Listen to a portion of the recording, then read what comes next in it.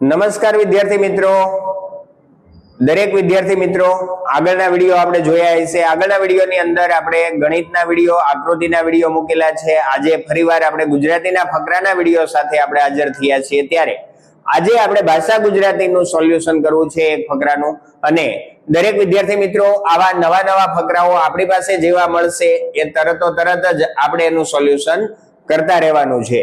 વિદ્યાર્થી મિત્રો, ફકરામાં આપણે અગાઉ વાત કરી એમ 4 ફકરા પરીક્ષામાં પૂછાવાના છે, એટલે ફકરાઓ માટે તો આપણે તૈયાર રહેવાનું જ છે। જેટલા ફકરા જ્યાંથી મળે એટલાનું સોલ્યુશન કરતું રહેવાનું। એની નીચે સવાલ આપણે આપેલા હોય તો એનું સોલ્યુશન કરવાનું, ન આપેલા હોય તો આપણે બનાવી નાખવાના અને સવાલ બનાવી અને પણ સોલ્યુશન કરવાનું। આપણી પાસે ફકરો છે કે અજીતનો જન્મદિવસ હતો। અજીત નામનો કોઈ છોકરો છે, આપણી YouTube ચેનલમાં જોતો પણ હોઈ શકે, તો એમનો જન્મદિવસ હતો। એના બધા જ મિત્રો અને સંબંધીઓ ભેગા થયા હતા। આપણને ખબર જ છે, બર્થડે હોય અને બર્થડે હોય એટલે આપણે શું કરીએ, મજાની મિજબાની, એના ફ્રેન્ડ્સ, પછી મામા માસી ભાઈ, આ બધા આપણા ઘરે ભેગા થયા હોય। એમ અહીંયા અજીતના ઘરે પણ મિજબાની હતી અને એ લોકો એમના ઘરે ભેગા થયા હતા। એને ઘણી બધી ભેટ મળી। આવ્યા હોય એટલે કઈ ને કઈ લાવ્યા જ હોય। હવે ભેટમાં શું હતું તો કે ભેટમાં ચોપડીઓ, રમકડા, ચોપડીઓ હતી, કોઈ સરસ મજાની સ્ટોરી બુક લાવ્યું હોય, કોઈ અલગ એન્સાઇક્લોપીડિયા લાવ્યું હોય, પછી કપડા હતા, રમકડા હતા। પણ અજીતની કાકીએ તેને એક આશ્ચર્યજનક ભેટ આપી। શું હતું તો કે એક ગુલાબનો છોડ। અજીતની કાકી હતી, એને શું આપ્યું? ગુલાબનો છોડ। અજીતને કાકીની ભેટ સૌથી વધુ પસંદ આવી અને તે દોડીને બગીચામાં ગયો અને તેને ત્યાં રોપી દીધું।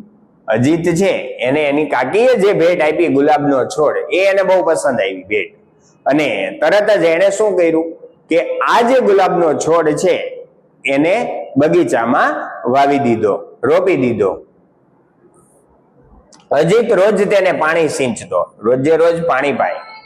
સવારે જ્યારે તે ઉઠે એટલે દોડીને જોવા જતો। શું જોવા જતો કે છોડ કેટલો મોટો થયો।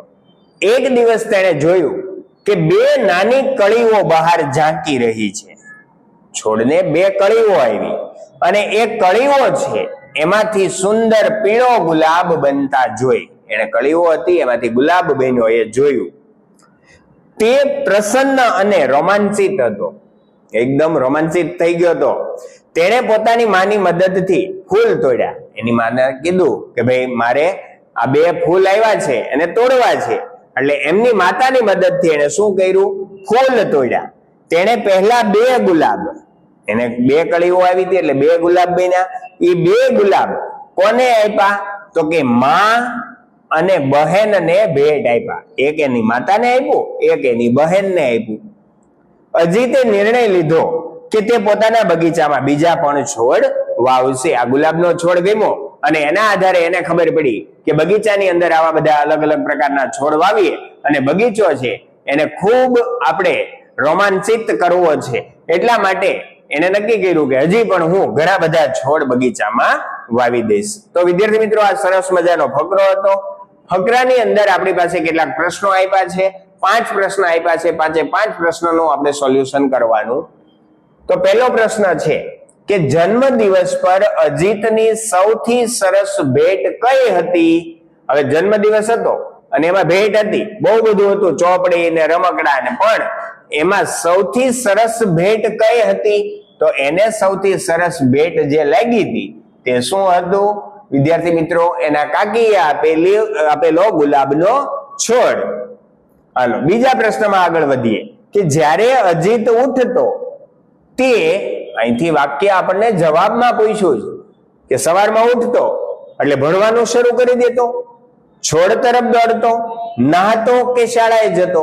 પહેલા શું કામ કરતો? એ છોડ તરફ દોડતો કે છોડ કેટલો મોટો થયો છે અને ગુલાબ આવ્યું છે કે નથી આવ્યું એ જોવા માટે છોડ તરફ દોડતો। ત્રીજો પ્રશ્ન છે વિદ્યાર્થી મિત્રો, પહેલા ગુલાબમાં કેટલી કળીઓ આવી? ફકરાની અંદર આપણે ઉલ્લેખ કરેલો હતો, અહીંયા જુઓ શું હતું, કેટલી કળીઓ આવી? તો કે બે કળીઓ, તેને જોયું એક દિવસ કે બે નાની કળીઓ બહાર ઝાંકી રહી છે. એટલે આપણને ખબર પડી ગઈ વિદ્યાર્થી મિત્રો આપણો જવાબ શું હશે, 1, 4, 2 કે ઘણી બધી. તો આપણને જવાબમાં આપેલું હતું કે બે કળીઓ આવી હતી. બરાબર. નવા પ્રશ્નમાં આગળ વધીએ. અજીતે પહેલા બે ગુલાબ કોને ભેટ કર્યા? તો મેં તમને અગાઉ અહીંયા ફકરામાં સમજાવ્યું હતું. કોને આપ્યા છે? તો કે માં અને બહેનને ભેટ કર્યા. તો આપણો જવાબ થશે માં અને બહેનને ભેટ કર્યા. એટલે કોને ભેટ આપ્યા? એની માતાને અને બહેનને. વિદ્યાર્થી મિત્રો, પાંચમો પ્રશ્ન છે રોમાંચિત શબ્દનો અર્થ. રોમાંચિત થવું એટલે ઉત્તેજિત થઈ જવું. બરાબર. રોમાંચિત થવું તો ઉત્તેજિત થવું. આપણો જવાબ થશે બી. અહીંયા ઉદાસ, ભયભીત અને આશ્ચર્યચકિત એ જવાબમાં ન આવે, પણ રોમાંચિત થવું મતલબ ઉત્તેજિત થવું. વિદ્યાર્થી મિત્રો, આજના આ વિડીયોની અંદર આપણે ગુજરાતી ભાષાના ફકરાનું સોલ્યુશન કર્યું. હજુ પણ ગુજરાતીના નવા વિડીયોમાં જ્યારે મળીશું ત્યારે નવો ફકરો લઈને આવીશું અને નવા ફકરાની અંદર આપણે કંઈક સોલ્યુશન કરશું 5 પ્રશ્નોનું. ત્યાં સુધી દરેક વિદ્યાર્થી મિત્રોને જય શ્રી કૃષ્ણ.